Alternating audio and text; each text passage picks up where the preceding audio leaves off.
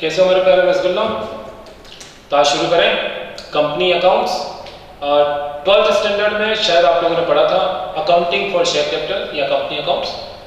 CA foundation, CS foundation, CS executive, इन सभी जगह पर आपको कंपनी अकाउंट्स मिलेगा। इवन बीकॉम सेकेंड ईयर में भी आपको कंपनी अकाउंट्स मिलेगा। हर जगह एक ही सिंपल पैटर्न है कंपनी अकाउंट्स को पढ़ने का, समझने का। कुछ बेसिक कंसेप्ट के साथ कंपनी अकाउंट्स या अकाउंटिंग फॉर शेयर कैपिटल को आज की क्लास में हम लोग डिटेल में यहां पर डिस्कस करने वाले हैं। तो चलिए स्टार्ट करते हैं। अकाउंटिंग फॉर शेयर कैपिटल,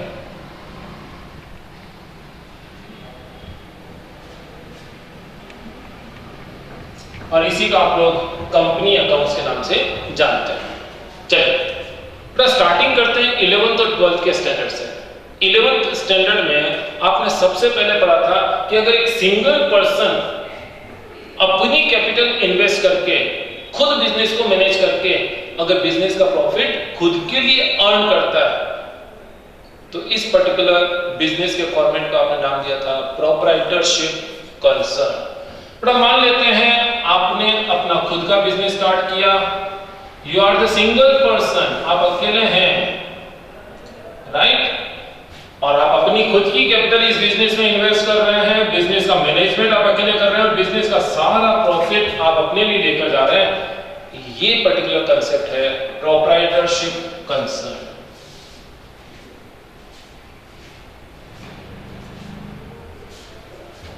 इसी के बाद नेक्स्ट लेवल आप लोगों ने पढ़ा था पार्टनरशिप। अगर दो या दो से अधिक पर्सन आपस में मिलकर अपनी कैपिटल को बिजनेस में इन्वेस्ट करते हैं, बिजनेस को मैनेज करते हैं और प्रॉफिट को एक सर्टेन रेशियो में आपस में डिस्ट्रीब्यूट करते हैं, this particular concept is known as partnership.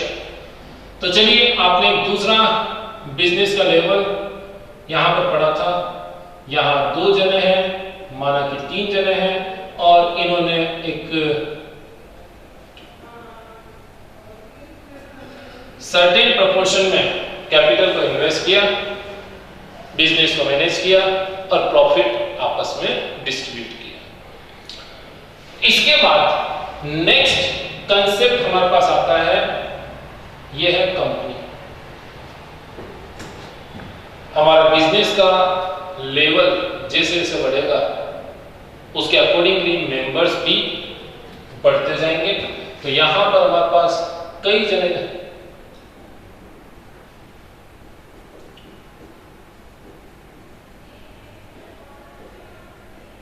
और इन सब ने यहां पर बनाई अपनी एक कंपनी।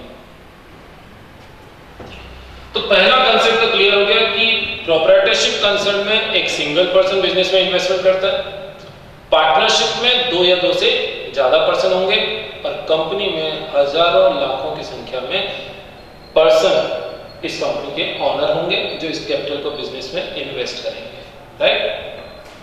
बेटा सपोज करिए आपने जब पार्टनरशिप फर्म स्टार्ट की तो कितनी कैपिटल से स्टार्ट की? सपोज 10 लाख रुपए से। इस पार्टनर ने बिजनेस में जो पैसा लगाया 10 लाख रुपए, यह है प्रोप्राइटर ने जो बिजनेस में पैसा लगाया यह है प्रोप्राइटर्स कैपिटल। माना कि आपने पार्टनरशिप फर्म स्टार्ट की, इस पार्टनरशिप फर्म में टोटल कैपिटल की रिक्वायरमेंट थी सपोज 45 लाख रुपीस, यह है टोटल कैपिटल। अब इस टोटल कैपिटल को क्या करें, ये 3 जने इस कैपिटल को बिजनेस के लिए लेकर आएंगे, तीनों पार्टनर सपोज करो इक्वल प्रोपोर्शन में कैपिटल को लेकर आएंगे तो 45 डिवाइड बाय 3, हर पार्टनर की कैपिटल कितनी हो गई? 15 लाख रुपीस। ये हर एक जने को लेकर आएंगे, राइट। कंपनी के बारे में बात करते हैं। किसी कंपनी में सपोज करिए हमें टोटल चाहिए 10 करोड़ रुपीस की कैपिटल, 10 करोड़। अब ये 10 करोड़ रुपए कैपिटल कंपनी में कैसे आएगी? कंपनी के अंदर जितने भी लोग शुरुआत में जो कैपिटल लगा रहे हैं, जो कंपनी पब्लिक से पैसा लेकर आ रही है, उसमें पहले अपने को नंबर ऑफ पर्सन डिसाइड करना होगा कि हम इतने लोगों से पैसा मंगाएंगे और हर जने से कितने कितने रुपए हम लोग मंगाएंगे, ये भी हमें डिसाइड करना होगा। बेटा सपोज करिए 10 करोड़, ये 10 करोड़ रुपए की टोटल कैपिटल हमें चाहिए और मान लेते हैं 10 करोड़ रुपए हम लोग मंगाने वाले हैं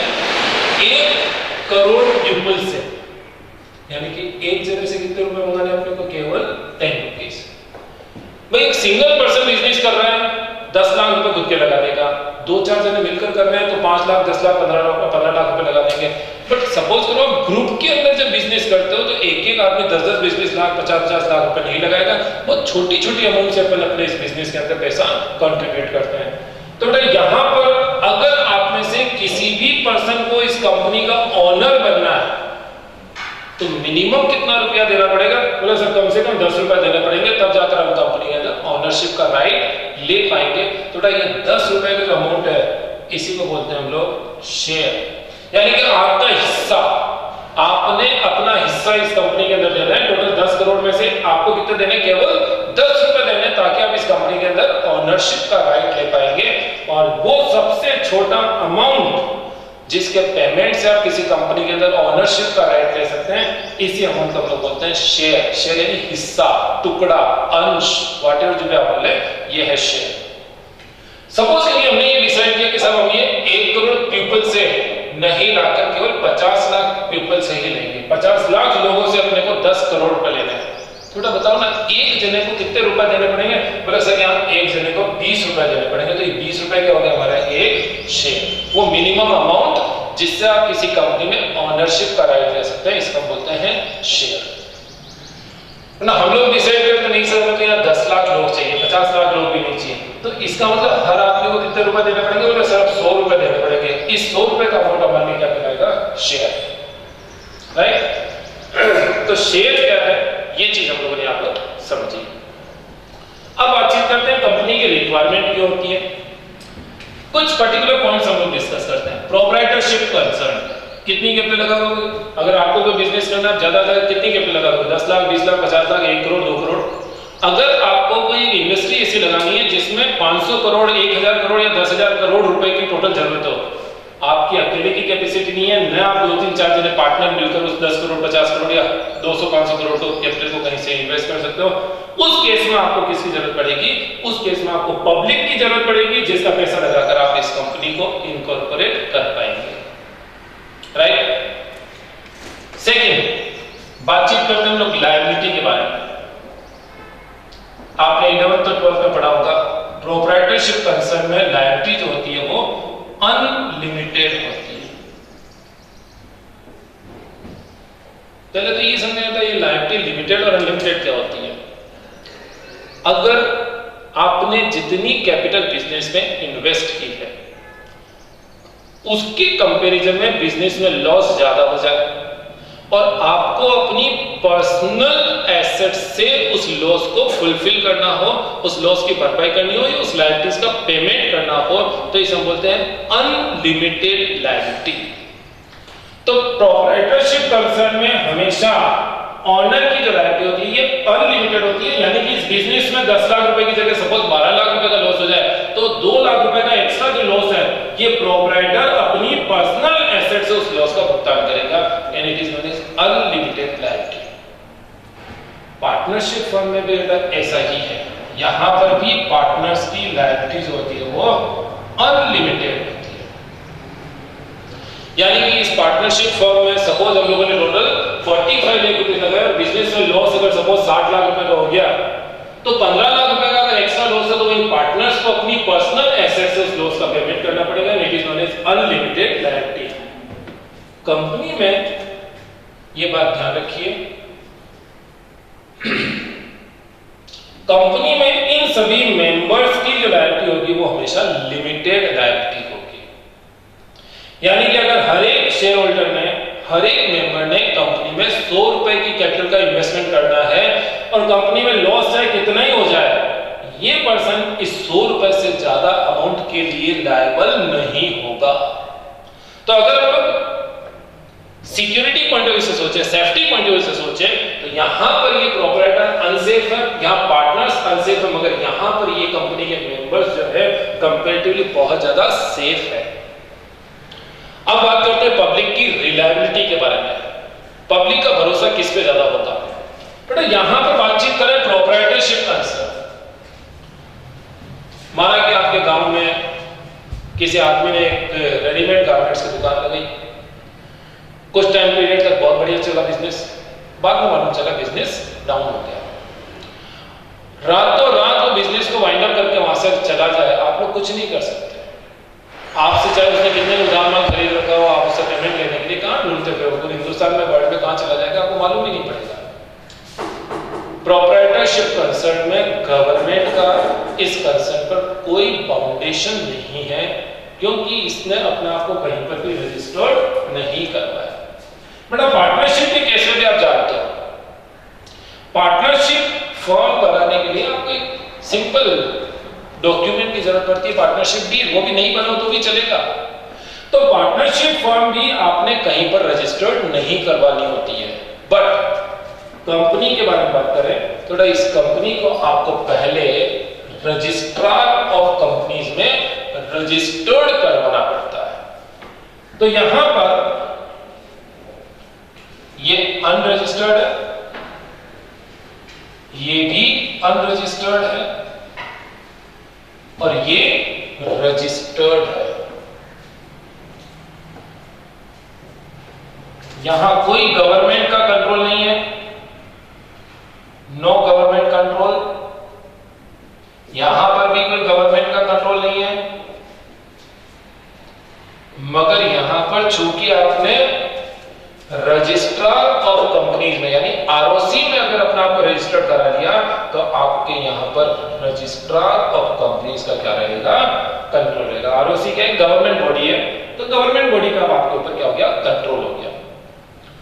पब्लिक की रिलायबिलिटी के बारे में बात करते हैं, पब्लिक के भरोसे के बारे में बात करते हैं। तो ना कंपनी के अंदर भरोसा सबसे ज्यादा होगा, कंपनी के अंदर ओनर्स सबसे ज्यादा सेफ है, कंपनी के अंदर capital, huge capital is there, कई सारे एडवांटेज हैं और इन्हीं सब एडवांटेज के कारण कंपनी के फॉर्मेशन ज्यादा होते हैं, कंपनी की वर्किंग ज्यादा होती है। और जब कंपनी के अंदर वर्किंग ज्यादा होगी तो इन कंपनी की लीगल वर्किंग को मैनेज करने के लिए एक पर्सन की रिक्वायरमेंट होगी and he will be known as company secretary. तो सीएस की रिक्वायरमेंट कहां होगी, इन कंपनीज के अंदर।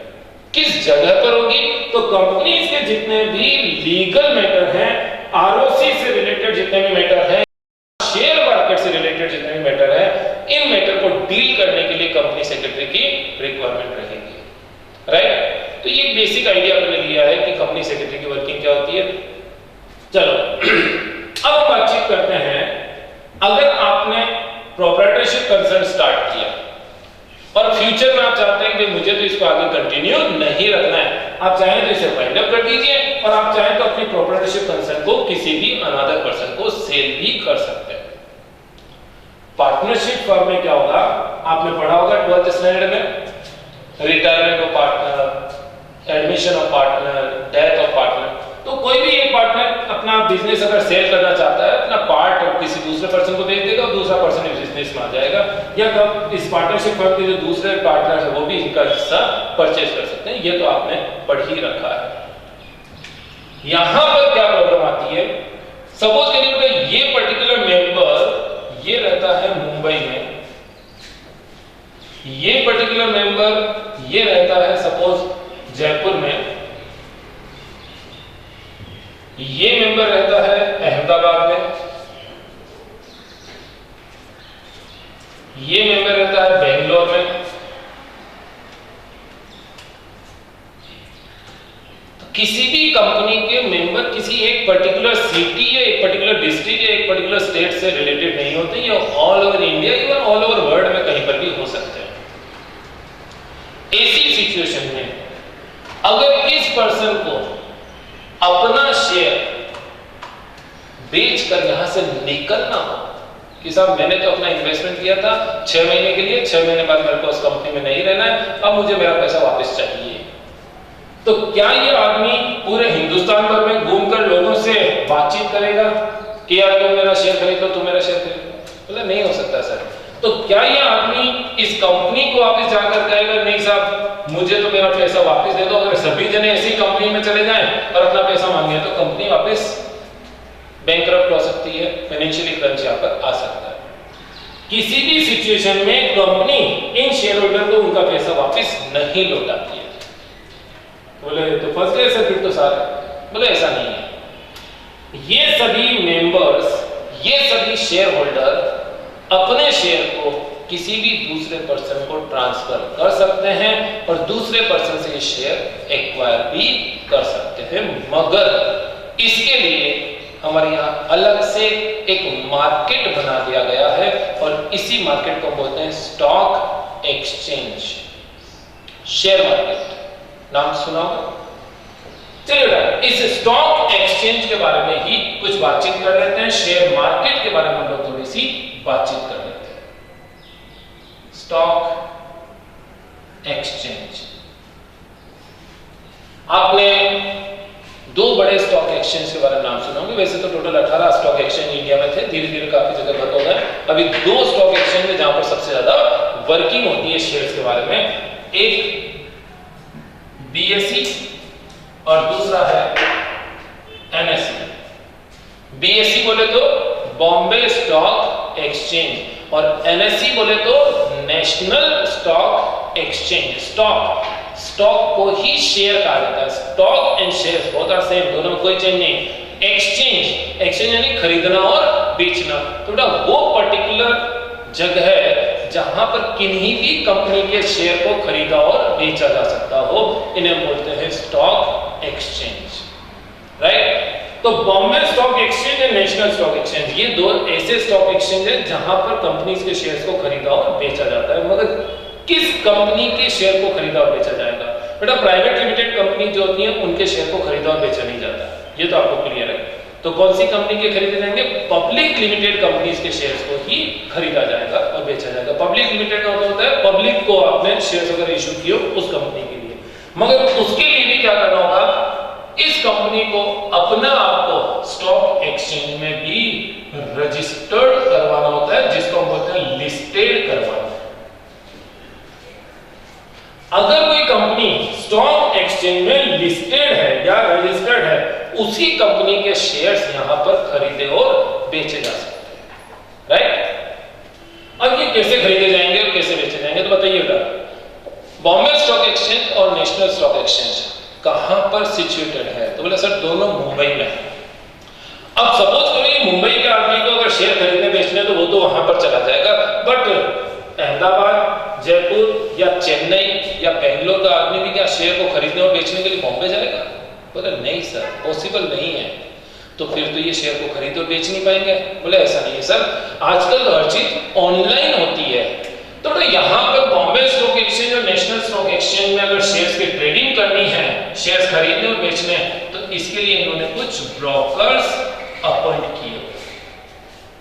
ब्रोकर का मतलब वो पर्सन जो शेयर खरीदने और बेचने के लिए मीडिएटरशिप का काम करता है। और ये ब्रोकर छोटे छोटे आदमी नहीं होते, बहुत बड़ी बड़ी कंपनीज होती हैं जिनको ब्रोकिंग फर्म से नाम से जानते हैं। अगर आपने नाम सुना हो तो एंजल ब्रोकिंग कंपनी, आनंद राठी सिक्योरिटीज प्राइवेट लिमिटेड, ऐसी कई बड़ी बड़ी कंपनीज हैं जो शेयर्स को खरीदने और बेचने का काम करती हैं। बेटा ये ब्रोकर्स अपने कुछ सब ब्रोकर्स अपॉइंट कर देती है। ये सब ब्रोकर अपने कुछ डीलर्स अपॉइंट करते हैं, डीलर्स अपने नीचे कुछ सब डीलर्स, सब डीलर अपने नीचे कुछ एजेंट्स अपॉइंट कर देते हैं। और हो सकता है कि ये ब्रोकर अपने खुद के कुछ ब्रांचेस या अपने खुद के कुछ ऑफिसेस भी ऑपरेट कर सकते हैं।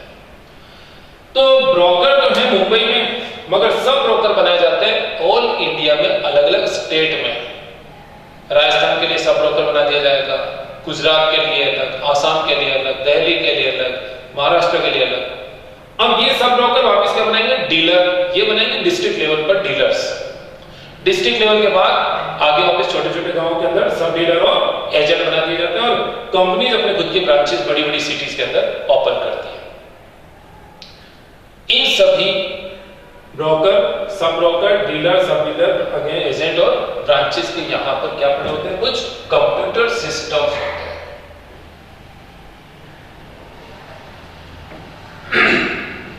अगर आप में से किसी स्टूडेंट को किसी कंपनी के शेयर खरीदने हैं या बेचने हैं या उस शेयर्स के अंदर डीलिंग करनी है, तो आपको अपने यहाँ पहले 2 अकाउंट ओपन करवाने होंगे। बेटा एक अकाउंट होता है जिसे हम बोलते हैं डीमेट अकाउंट, और दूसरा अकाउंट होता है जिसे हम बोलते हैं ट्रेडिंग अकाउंट। डीमैट का फुल फॉर्म होता है डीमटेरियलाइज। पहले आज के 20-30 साल पहले की बात करें तो कोई भी कंपनी अपने शेयर जब पब्लिक ने इशू करती थी तो एक सर्टिफिकेट बनाकर उस पर्सन को दे दिया जाता था, जिसमें लिखा हुआ होता था कि आप हमारी कंपनी के अंदर इतने शेयर होल्ड करते हैं, आप हमारी कंपनी में इतने शेयर के लिए ओनरशिप का राइट रखते हैं। ये था मटेरियल फॉर्मेट, कागज के रूप में, सर्टिफिकेट के रूप में अगर शेयर होता है तो इसे बोलते हैं मटेरियल फॉर्मेट, मटेरियल के फॉर्मेट में था। मगर इस मटेरियल फॉर्मेट में कई बार लोगों के शेयर फट जाते थे, खो जाते थे, चोरी हो जाते थे, इसलिए कंपनीज ने क्या किया, आजकल हर चीज को डीमटेरियलाइज कर दिया, यानी कि इलेक्ट्रॉनिक फॉर्मेट में कन्वर्ट कर दिया।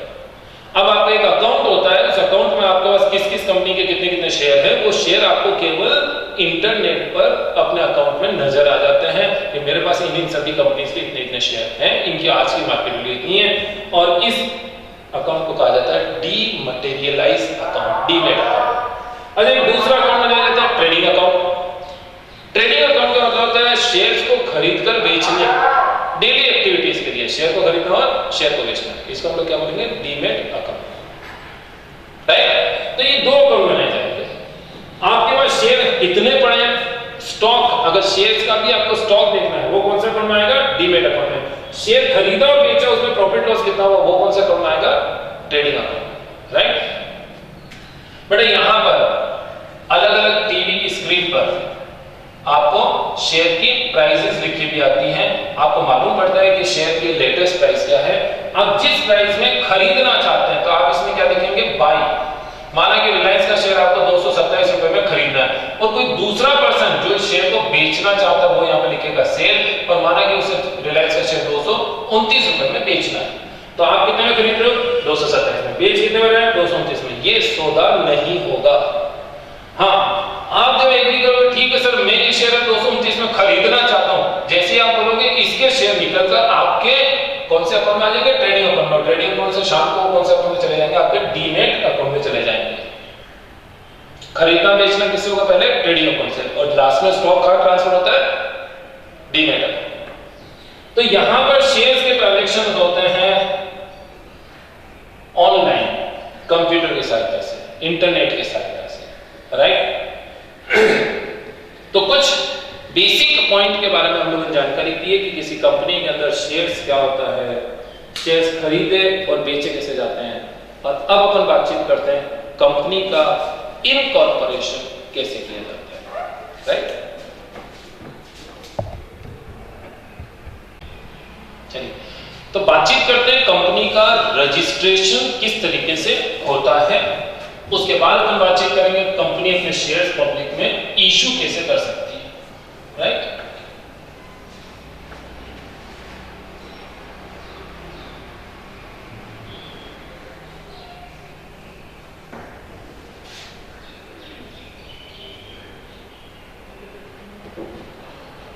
चलिए, सबसे पहले हमें शुरुआत में कुछ मेंबर्स की जरूरत होगी जो कंपनी का इनकॉर्पोरेशन कराएं, जो शुरुआत में कंपनी के अंदर पैसा लगाए।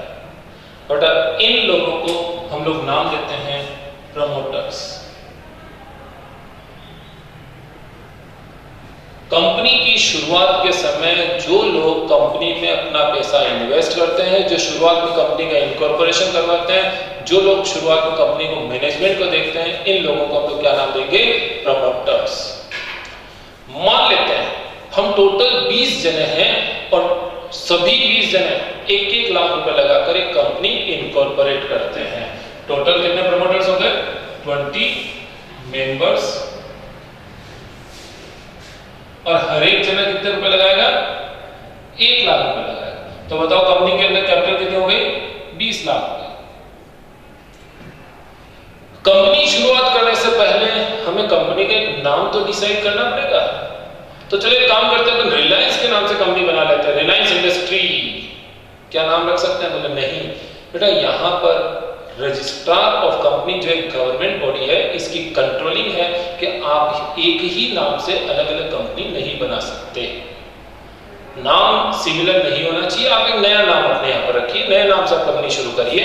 तो नए नाम के लिए हम अपनी कंपनी का नाम रखते हैं like professional and company private limited.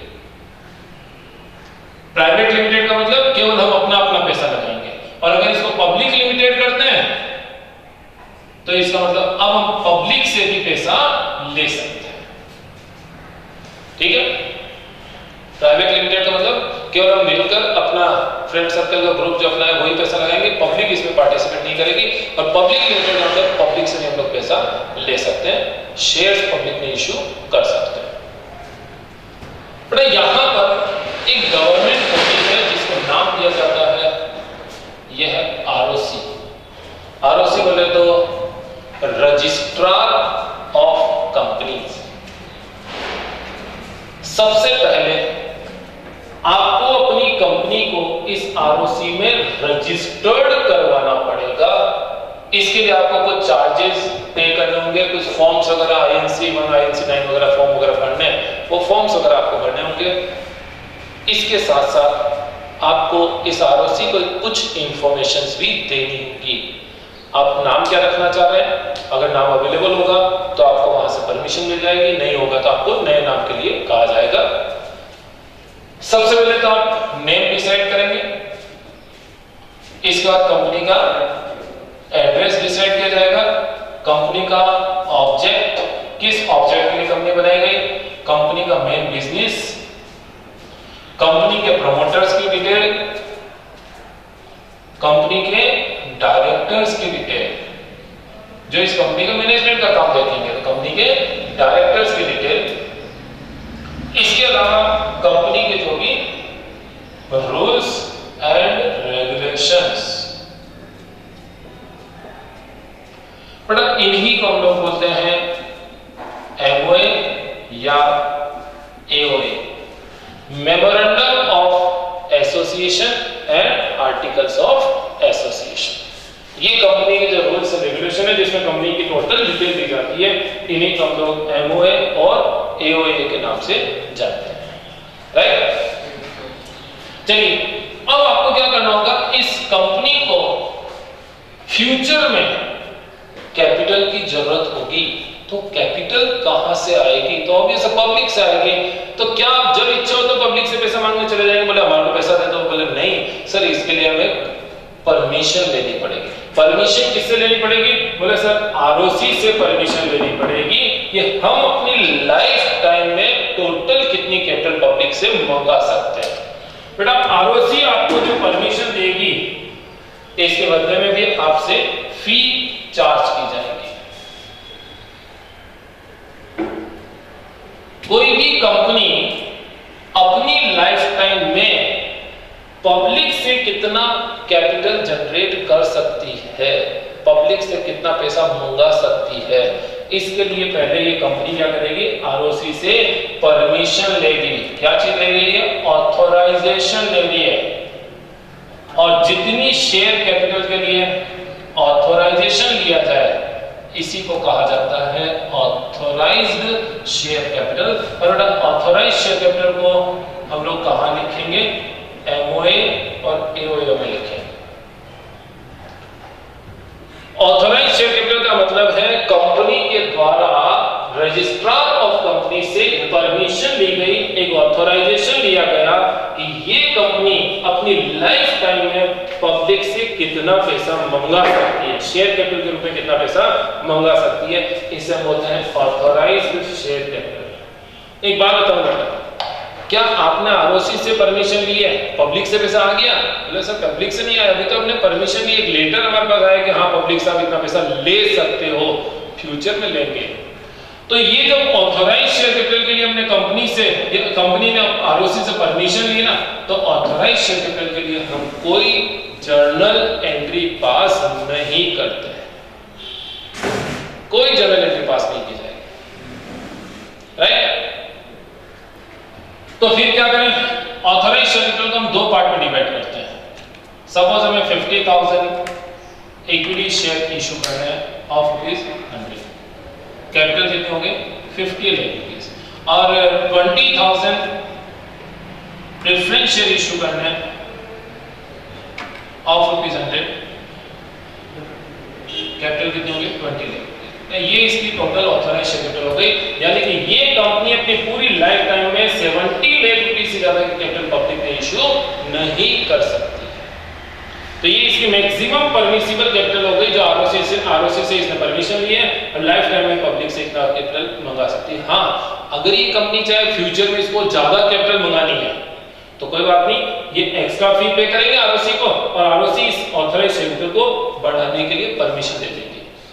तो ध्यान रखिए, आरओसी से अगर आपको परमिशन मिल रही है कैपिटल को बढ़ाने के लिए, उस समय भी कोई एंट्री हम लोग पास नहीं करेंगे। तो ऑथराइज्ड शेयर कैपिटल को बढ़ाने या कम करने के लिए कभी कोई एंट्री पास नहीं होती।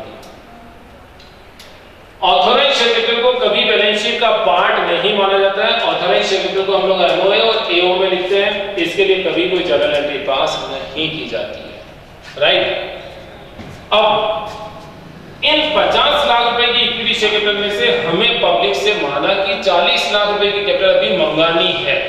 कैसे मंगाएंगे? तो सबसे पहले ये कंपनी क्या करेगी, अपने बायोडाटा तैयार करेगी, और इस बायोडाटा का हम लोग नाम देते हैं प्रॉस्पेक्टस। इस प्रॉस्पेक्टस में ये कंपनी अपनी पिछले 5 साल के फाइनेंशियल डिटेल देगी, और फ्यूचर में ये जो पैसा आएगा उस पैसे का ये कंपनी कहां इन्वेस्टमेंट करेगी, उससे कितनी इनकम जनरेट होगी, फ्यूचर के प्रोजेक्शंस हमारे को और किसको देने होंगे, पब्लिक को बताने होंगे कि हमारी कंपनी ये सब काम करेगी। ये भी बताएगी कि हमारी कंपनी के अंदर प्रोमोटर्स कौन है, प्रोमोटर क्या काम करता है, इनका एक्सपीरियंस क्या है, इनकी वर्थ क्या है, कंपनी की प्रेजेंट कंडीशन में अपने शेयर होल्डर को कितना प्रॉफिट दे रही है, वो डिटेल सारी यहाँ पर आएगी। कुल मिला के लोगों को मैं लुभाना है, लोगों को मैं मोटिवेट करना है कि वो हमारी कंपनी के अंदर पैसा लगाए। प्रॉस्पेक्टस तो तैयार हो गया। अब बताओ, हमारी कंपनी माना कि दिल्ली बेस्ड है, दिल्ली में हमारी कंपनी है, और पूरे ऑल इंडिया से लोग हमारी कंपनी के अंदर पैसा लगाएंगे। क्या हर सिटी के अंदर जाए, रेलवे स्टेशन बस स्टेशन पे जाके खड़ा हो जाए, हेलो हेलो हेलो हमारी कंपनी में पैसा लगाओ, क्या ऐसा पॉसिबल है? बोला सर ऐसा नहीं होता। फिर हमारी कंपनी में ये पैसा कैसे आएगा? बेटा यहीं पर आ जाता है। ये Bombay stock exchange, national stock exchange, यहां पर कौन है? ये ब्रोकर्स। बेटा हमारी कंपनी क्या करेगी, कुछ एप्लीकेशन फॉर्म